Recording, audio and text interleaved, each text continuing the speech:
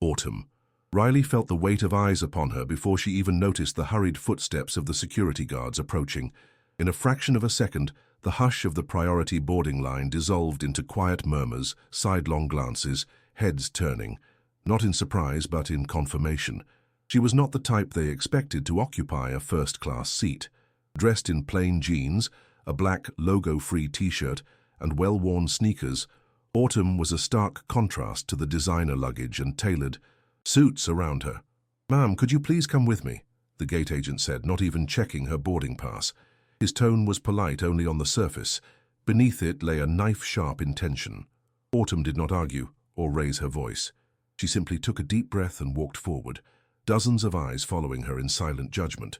But there was something no one knew about Autumn Riley that day, something powerful tucked discreetly in her canvas tote bag, a simple sealed envelope that would change the fate of this airline forever. Inside was a document granting her absolute authority over a $4.1 billion merger, an authority that would affect thousands of jobs, flight routes, and the very corporate future of the company. Autumn was not just another passenger. She was there to observe, to evaluate, to feel firsthand how the airline treated someone who didn't fit their expected mold.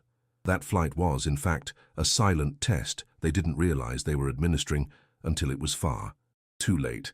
And the worst part was Autumn had expected it all, not out of pessimism, but because she'd learned far too early that, even at the top, certain doors never fully opened for someone like her. Every time she traveled, she endured the same series of small humiliations: the questioning stare of the agent, the indifferent tone of the flight attendant, the overly thorough and inexplicable security search. She had learned to read the unspoken prejudice in the air, sensing clearly the discomfort her presence caused in the most exclusive environments. But on this particular flight, Autumn didn't need their approval. She was there as the final decision-maker, the only person who could say yes or no to the largest investment in the company's history. And that day they had just revealed who they really were. If you've ever been judged or treated as if you didn't belong somewhere simply because of how you dress or the color of your skin, this story is especially for you. Leave a comment below telling us where you're watching from, subscribe to the channel, hit the notification bell, and prepare to discover what happens when someone treated as invisible decides to reveal who she really is. Because true power doesn't need to shout, it just needs to wait for the right moment to act. 5:43 a.m. The airport still breathed the silence of the early morning when Autumn Riley crossed the glass doors of Terminal C. She walked alone, no rolling suitcase, no companion, no hurry, carrying only her tote bag and the calm of someone who had made this trip dozens of times before, though never for such a decisive reason. Most people around her were wrapped up in rushed conversations, dragging suitcases or sipping coffees too expensive for still empty stomachs. Autumn, by contrast, kept her focus. She hadn't come to fly. She had come to watch. She approached the prime access line with caution, stopping 2 steps short of the golden placard on the floor. Years of experience had taught her that in certain places, the closer you get to privilege, the stronger the resistance. The gate agent, a young man in a slim blazer with a practiced smile, looked at her with a faint frown. "Good morning. This line is for first and business class, ma'am," he said, forcing a smile that didn't reach his eyes. Autumn simply lifted her phone and displayed her digital ticket. "Seat 2A, she said, her expression unchanged. The agent hesitated for half a second, scanned the pass, saw the result, then murmured to his colleague, "I thought she was lost." Autumn heard it, just as she always did, and, as always, she said nothing. She stepped forward, inhaling steadily, knowing this was only the beginning. At security, she faced another layer of the silent exclusion ritual. Despite holding a TSA pre-check badge, priority screening, no need to remove shoes or electronics, Autumn was directed to a side table. "Random check," the agent said, without even looking her in the eye. Her bag was opened, item by item, inspected with almost deliberate slowness. A book, a toiletry bag, a leather portfolio, and a sealed envelope. The agent lingered over the envelope longer than necessary. "What's this?" he asked. "Legal documents," Autumn replied, her voice steady. "Personal." He flipped the envelope, tried to peer through the thick paper. "Are you a lawyer or something?" she answered calmly. "Not exactly." He returned it, confiscating nothing but marking everything, including the suspicious glance. Autumn walked to the boarding gate and sat in a corner of the waiting area. She didn't pick up her phone, didn't put on headphones, didn't scroll social media. She merely rested the envelope on her lap and crossed her arms. She was used to waiting. She was there by direct order of Genesis Holdings' legal counsel, which required that before approving the final $4.1 billion investment for the merger, the Riley heiress experience, incognito, a flight on one of the company's most symbolic routes. See how they treat someone they think doesn't matter, they told her. If they fail you without knowing who you are, they'll fail thousands of others every day. Autumn agreed, not for revenge, but for justice, because she knew the true test of any company, any system, was not how they treat VIPs, but how they treat those they believe no one is watching. When they announced Group 1 boarding, Autumn rose calmly. She noted the suspicious looks of two suited men ahead of her, who whispered to each other before boarding. One glanced at the agent's badge as if seeking confirmation. Autumn showed her ticket again. First class, she stated flatly, as if stating a fact. The agent hesitated, checked his screen, confirmed, and let her pass with a smile that didn't reach his eyes. She felt the latent hostility in the air, like an invisible curtain closing around her. With every step down the jet bridge, Autumn sensed the world trying to reduce her existence to an administrative error, an error they needed to correct quietly before somebody important noticed. She settled into seat 2A by the window and stowed her bag under the seat. The envelope remained in her possession, resting on her legs like a silent reminder of who she was and what she represented. The passenger beside her, a man in dark glasses and an expensive suit, glanced her way for a second, nodded almost reflexively, then returned to his tablet. Autumn didn't expect conversation. She expected what always came, discomfort. And it didn't take long. The flight attendant, a blonde woman with a tight bun and stiff posture, stopped in front of her with a clipboard and examined her for far too long. "Good morning," she said, in a neutral tone that barely concealed her unease. Autumn offered a polite nod. No further words were exchanged, none needed to be. Minutes later, the same attendant returned with hot towels, handing them to the man in 2B, then to the passenger behind, but ignoring Autumn entirely.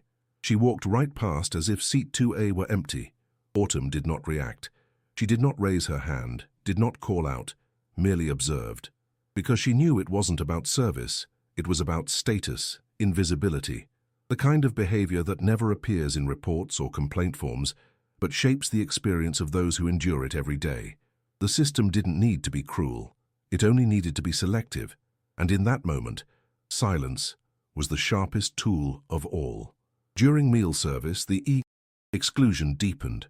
When it was Autumn's turn to choose, the attendant hesitated, checked her chart, and said with a thin smile, "I'm afraid your ticket doesn't include the full menu, ma'am." Autumn furrowed her brow. Even in first class? The attendant looked again, more carefully this time, and replied, "I'll check with my supervisor." But nothing was checked. Her meal arrived late. The fish was cold, the rice undercooked, the vegetables limp. Autumn did not touch it. She knew it wasn't an accident. It was a message, a reminder that she didn't belong in that space. Yet nobody realized that she wasn't there trying to fit in. She was deciding whether that world deserved to exist. The flight continued in silence, but Autumn did not sleep. Her eyes were fixed on the window, yet her mind catalogued every detail like a covert investigator. She noticed the exchanged glances among the cabin crew, the low whispers, the almost childish discomfort of those who knew they had erred, but still believed they could hide it. When the cabin manager appeared, a tall man in a grey blazer with a falsely courteous posture, he stopped in front of her, impassive. "May we review your boarding pass, ma'am? There was an allocation error reported by ground staff." Autumn was unfazed. She unlocked her phone, showed her pass, and said, "Seat 2A, confirmed." He stared for several seconds longer than necessary, murmured something about a system glitch, and stepped away. No apology, no formal correction. Just the perpetuation of her embarrassment by way of protocol. Moments later, the blonde attendant returned with a new pretext. "Ma'am, we've had to redistribute weight on the aircraft. We'll need you to move to seat 17D. Autumn lifted her gaze, steady now. "Weight redistribution," she repeated without irony. simply with the gravity of someone who knew she was being tested. The attendant nodded, her smile a mask about to crack. Autumn inhaled sharply and replied, "I will remain where I am." Her response was as simple as it was definitive. For a moment, the silence that followed seemed louder than any protest. The attendant hesitated, backed away, and no one else attempted to move her. The promised turbulence never came, but true instability was already underway, not in the sky but in the power Autumn held in her hands. When the aircraft landed, passengers rose eagerly to disembark. Autumn remained seated, watching, taking note. She understood that what came next was part of the test. She needed to let them reveal themselves fully. As she gathered her tote bag, 2 security officers appeared in the aisle. Airport personnel, discreet, but clearly out of place. "Ms. Riley, we need you to come with us for a routine check," they said. Autumn did not react immediately. "Is there a problem with my documents?" she asked. "No, ma'am. Just a procedure following a report of irregular behavior during the flight." Autumn nodded, picked up the envelope firmly, and followed without hesitation. She knew this wasn't protocol, it was disguised retaliation. Led through grey corridors and rooms off the public path, Autumn was taken to a room labelled "Arrival Compliance," a euphemism for what was, in practice, a corporate interrogation room. There, a woman in a black blazer typed before 2 monitors. "Your seat was flagged as an irregular upgrade, ma'am. We're investigating the reservation's origin." Autumn placed the envelope unopened on the table. "Irregular how?" she asked. The supervisor hesitated. "An old code linked to a discontinued loyalty program." Autumn didn't flinch. "Does that invalidate my boarding pass?" The woman said nothing. At that point, Autumn opened her black leather wallet and showed an ID card with a metallic seal and serial number, Level 4 access, Genesis Financial Holdings. The woman across, frozen. Autumn still hadn't spoken her name, but now everyone understood the enormity of their mistake. The room that had radiated authority and control. Seconds before shifted in atmosphere. The supervisor, once confident at the keyboard, now typed hesitantly. Autumn calmly opened the envelope and withdrew a single letterhead page, sealed and signed by 3 senior executives. It was the document proving her role as final witness and signatory for the merger process. She didn't need to raise her voice. The paper spoke for her. "This is a legal authorization granting me full veto or approval power over the merger. I am the last signature before funds are released." The woman across the table blinked rapidly, as if trying to stay present. Autumn wasn't there to persuade. She was there to record, to witness. Minutes later, a man in a suit sans tie burst into the room. His badge indicated he was head of strategic operations and service. "Ms. Riley," he began in a forced conciliatory tone, "we deeply regret any discomfort you experienced." Autumn met his gaze neutrally. "You opened my luggage, violated a sealed document, and now you call—" "Discomfort," the man stumbled. "There was a report of uncooperative behavior during the flight." Autumn let out a quiet, cold laugh. "The word you like to use is uncooperative, because the problem was never what I did. It's what I refused to accept in silence." The man averted his eyes. He had no argument left, only the fresh awareness that they faced the wrong woman, or rather, the right one. She produced a second, smaller envelope, sealed with a delicate red emblem. "This document, Mr. Jennings, is a fiduciary protection directive. It grants me authority to terminate any process involving misclassification of behavior, retention of documents, or institutional downgrading through false protocol." Jennings hesitated before touching it. Seeing the microcode on the seal, he recoiled. Autumn crossed her legs and said calmly, "You didn't remove me from the plane for rule violations. You removed me because I refused to bow my head."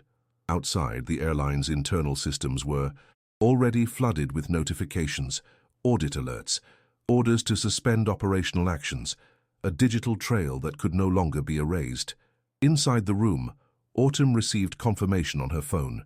Genesis's audit channel was activated. Every employee involved in the flight was being monitored in real time. Internal cameras, scanner logs, radio records, all were being compiled. Autumn did not make a scene, did not shout, did not break anything. She merely made the system hear its own echo, and that echo was deafening.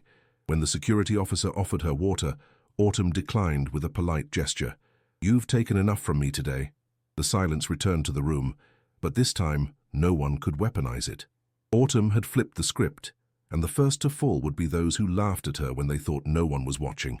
30 minutes later, corporate operations at the airline reached unprecedented urgency. Doors slammed, phones rang off the hook, and the normally impassive faces of managers and team leaders were now etched with tension. A memo had been sent directly from Genesis Holdings' legal nucleus. All interactions with passenger Autumn Riley must cease immediately. Fiduciary status activated, institutional protection in effect.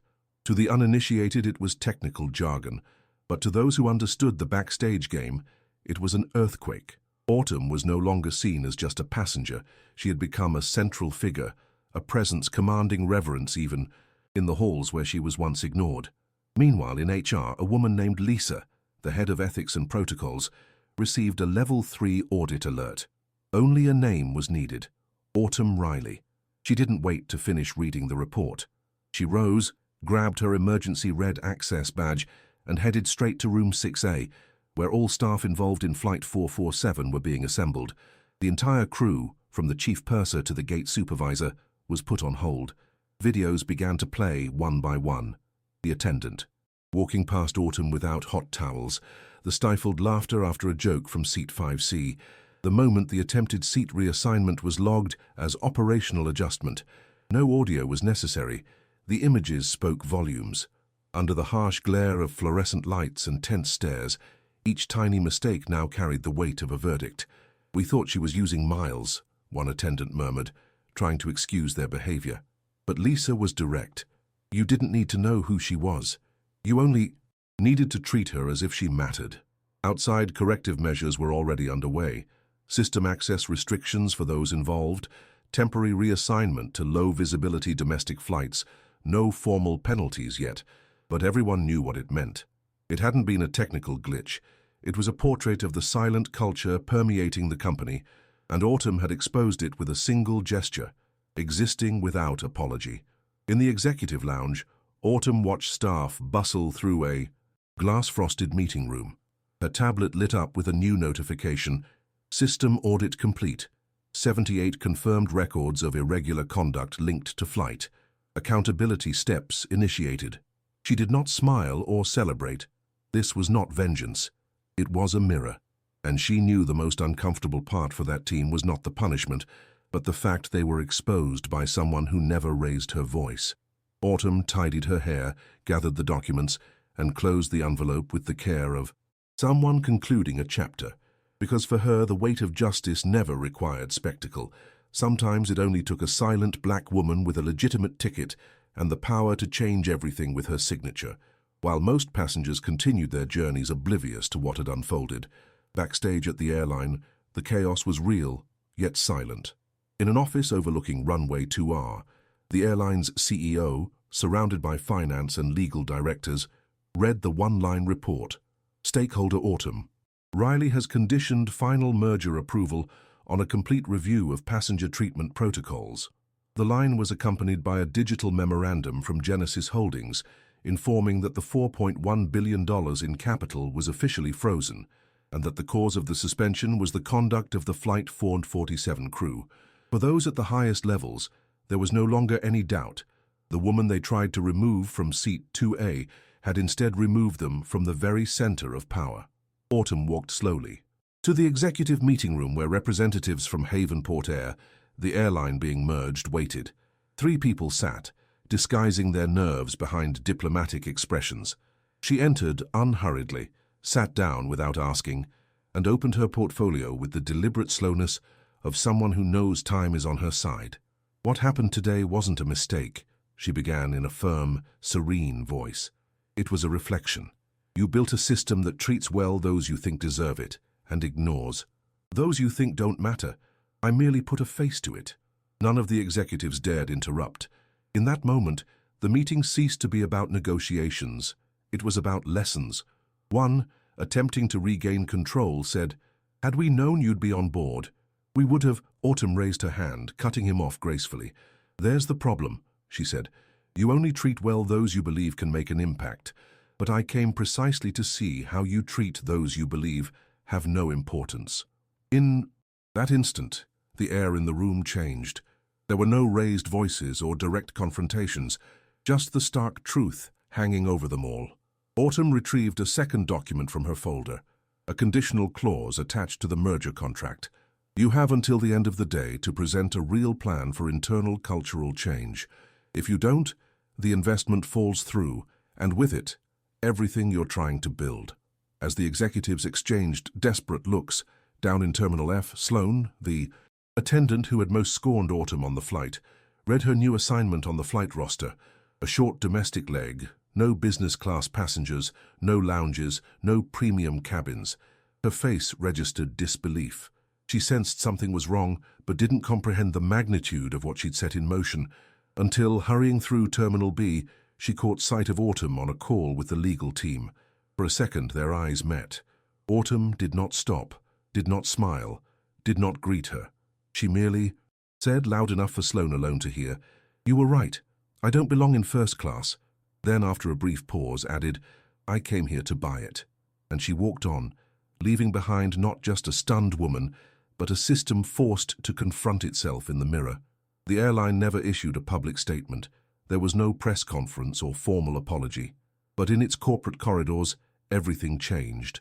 Policies were revised, trainings were redesigned, the teams involved were reassigned to low-visibility flights, and the entire service chain came under new equity protocols. Internal reports carried a clear directive: avoid any recurrence of the Riley incident. But the most important changes weren't on paper. They were in people's minds. Many began to wonder how many autumns had passed unnoticed, and how many more were still being rendered invisible every day in flights, hotels, receptions, and boardrooms. For Autumn, there was no celebration, no trophy, no social media post. Her victory wasn't loud, it was in her continued presence. Weeks later, she returned home quietly, in her same sneakers, carrying her tote bag and the envelope now stored in an important documents box. On her living room shelf, among old books and family photos, sat a black and white portrait of her mother on the back of a school bus in the 1960s, gazing out the window with an expression that said everything without words. Autumn had grown up looking at that image, and, in a way, she had taught it. That dignity isn't begged for, it's upheld. Some weeks later, she received a formal letter from the chair of Genesis Holdings. The content was brief: thanks for her precise action, the evidence gathered, and her quiet commitment to the company's principles. But in the footer was a handwritten note from one of the board directors: "The world is full of voices that shout, but what really changes the game is the presence of those who know the weight of their own silence." Autumn read it, breathed deeply, and filed it with the merger documents. She knew there would be other meetings, other decisions, other tests, but that day she had proven something no one could contest. She was the very criterion of belonging. And if you're watching this now and have ever felt you had to explain yourself too much, smile too much, strive too much to be accepted, let this story remind you: sometimes justice doesn't come in spotlights. It arrives at the exact right moment, dressed in calm, carrying a discreet folder, and changes everything without asking permission. Because true power needs no justification, it simply needs to show up.